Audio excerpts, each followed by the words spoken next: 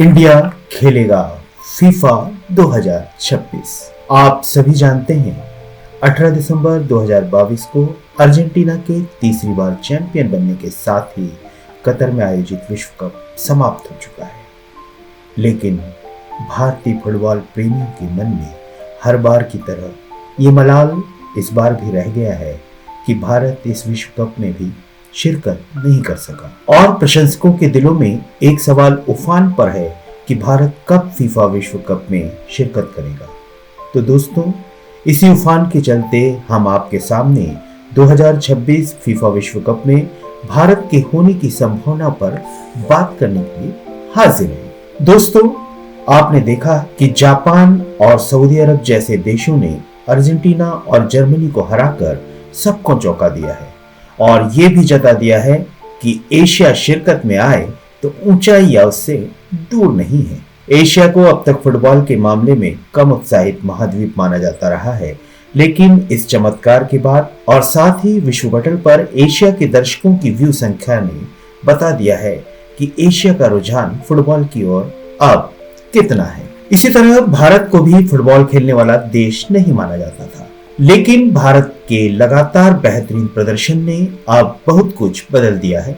आपको बता दें, पिछले कुछ समय से खुद फीफा द्वारा भारत में फुटबॉल को लेकर उत्साह दिखाया जा रहा है और फीफा द्वारा चलाए जा रहे अभियानों की वजह से इस खेल को लेकर भी सकारात्मक माहौल बन रहा है। फीफा भारत की बड़ी आबादी को ध्यान में रखते हुए प्रयास कर रहा है कि यहाँ के युवाओं में फुटबॉल लोकप्रिय हो। इससे न सिर्फ यहाँ के खिलाड़ियों को अपनी प्रतिभा दिखाने के लिए वैश्विक मंच मिलेगा, बल्कि फीफा को भी फुटबॉल प्रमोट करने के लिए करोड़ों दर्शक मिलेंगे। भारत में फुटबॉल के बेहतरीन खिलाड़ी तैयार करने के लिए फीफा कोचेस को प्रशिक्षण दे रहा है। इसके लिए ऑल इंडिया फुटबॉल फेडरेशन के जरिए कई कोर्सेज संचालित किए जा रहे हैं। फीफा के अनुसार वर्ल्ड कप आयोजित करने का मकसद चैंपियन टीम की तलाश करना नहीं होता, बल्कि हर महाद्वीप पर फुटबॉल को बढ़ावा देना होता है। वर्ल्ड कप में जितनी ज्यादा टीमें भागीदारी करती है, फुटबॉल को उतना ही बढ़ावा मिलता है। साल 1998 से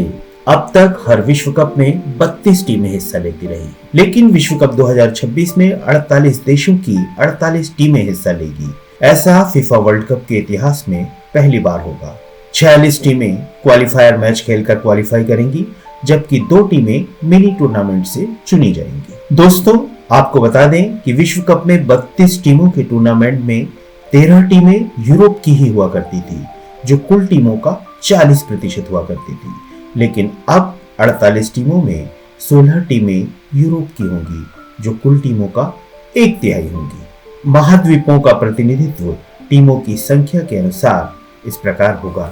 एशिया महाद्वीप की पहले 4.5 टीमें खेला करती थी, अब 8 टीमें खेलेंगी।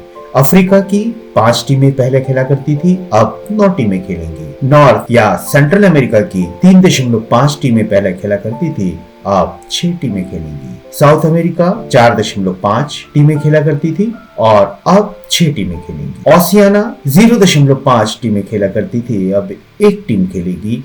यूरोप 13 टीमें खेला करती थी और अब 16 टीमें यूरोप का प्रतिनिधित्व करेंगी। दोस्तों, भारत की संभावनाओं की बात करने से पहले अब एक नजर संभावित क्वालिफिकेशन फॉर्मेट पर भी डाल लेते हैं। एशियाई फुटबॉल परिसंघ कार्यकारी समिति ने 2026 विश्व कप हेतु एक अंतर महाद्वीपीय प्ले ऑफ स्लॉट के प्रारूप को मंजूरी दी है, जिसके अनुसार संभावित क्वालिफिकेशन फॉर्मेट 5 राउंड का होगा। पहले राउंड में एशिया की 26 से 47 रैंक की टीमें 2 चरणों में होम एंड अवे फॉर्मेट में खेलेगी। इन 22 टीमों में से 11 टीमें अगले दौर में पहुंचेगी। दूसरे राउंड में पहले राउंड की जीती हुई 11 और 25 कुल 36 टीमें होंगी। भारत को सीधे दूसरा राउंड खेलना है, ये तो आप समझ ही गए होंगे। इन 36 टीमों को 9 ग्रुप में बांटा जाएगा। प्रत्येक ग्रुप में से 2-2 टीमें यानी कुल 18 टीमें तीसरे दौर के लिए क्वालिफाई करेंगी। तीसरे राउंड में पहुंचने वाली 18 टीमों को 6 टीमों के 3 ग्रुप में बांटा जाएगा। प्रत्येक ग्रुप की शीर्ष 2 टीमें विश्व कप के लिए क्वालिफाइंग करेंगी, यानी 6 टीमें यहां से सीधे क्वालिफाई हो जाएंगी। साथ ही तीसरे और चौथे स्थान पर रहने वाली टीमें चौथे दौर में जाएंगी, यानी कुल 6 टीमें। चौथे राउंड में पहुंचने वाली 6 टीमों को 3-3 टीमों के 2 ग्रुप में विभाजित किया जाएगा। ग्रुप में सभी टीमें एक दूसरे के खिलाफ मैच खेलेंगी और दोनों ग्रुप की विजेता टीम विश्व कप के लिए क्वालिफाई कर जाएंगी। 5वें राउंड में दोनों ग्रुप में दूसरे स्थान पर रहने वाली टीमें एक दूसरे के खिलाफ खेलेंगी, जिनमें से एक टीम इंटर कन्फेडरेशन प्लेऑफ में जाएगी। अगर वह टीम वहां जीत लेती है तो आगे बढ़ जाएगी। दोस्तों, एशिया में टीमों की संख्या तो निश्चित ही बढ़ी है और महाद्वीपों की सारणी के अनुसार एशिया की 8 टीमें विश्व कप में हिस्सा भी लेंगी। इससे भारत की आशाएं तो बढ़ी है, लेकिन टीम इंडिया की राह अभी इतनी आसान भी नहीं है, क्योंकि ताजा रैंकिंग के अनुसार भारत का विश्व में 106वां स्थान है और एशिया में है 19वां स्थान। भारत वियतनाम, लेबनान, बहरीन, फिलिस्तीन और सीरिया से भी पीछे है। यानी 8 टीमों में शामिल होने के लिए भी हमें कई उलटफेर करने बाकी। लेकिन आपको एक बात याद दिला दें कि वर्ष 2010 में नॉर्थ कोरिया ने 105वें स्थान पर रहने के बाद भी विश्व कप के लिए क्वालिफाई कर लिया था।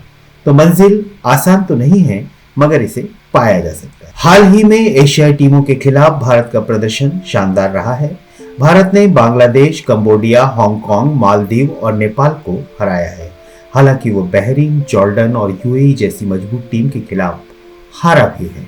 दोस्तों, हमारे पुराने अनुभवी खिलाड़ियों के साथ ही भारत के फुटबॉल खिलाड़ियों की नई पीढ़ी ने पूरी दुनिया को प्रभावित किया है।